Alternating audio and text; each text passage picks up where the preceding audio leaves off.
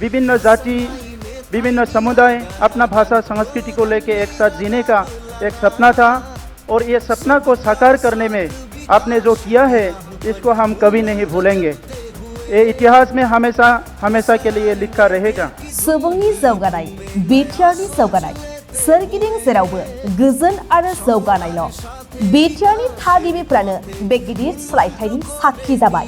गोग्गाथाव मोनथाम बोसोर प्रमद बर' सरकारनि गोजोन, खौसेथि आरो जौगानाय फारसे सिगांलांगासिनो। बिटिआरआ सानफ्रोमबो गोजोन फालिगासिनो दं।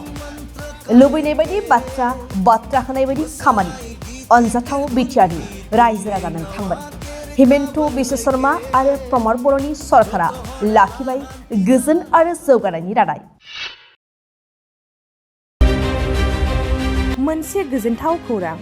क'क्राझार सहरनि जेडि र'डजों नांजाबनाय सुदेमपुरि गांजिमा बाजाराव थानाय आइ आफा मेडलाइफ बिएम हस्पिटालाव बेराम सोखानो हानायनि गोबां खाबु दं।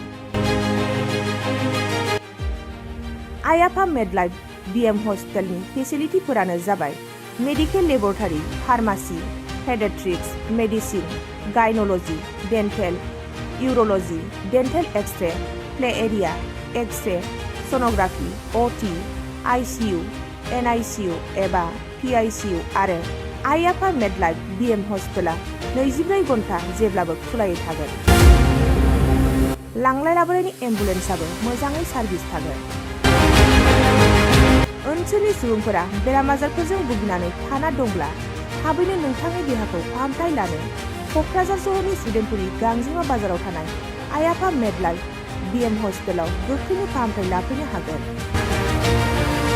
आबुङै मिथिनो थाखाय 9101655430 एबा 8822688026 जानबुं नम्बराव खौरां लाहरनो हागोन।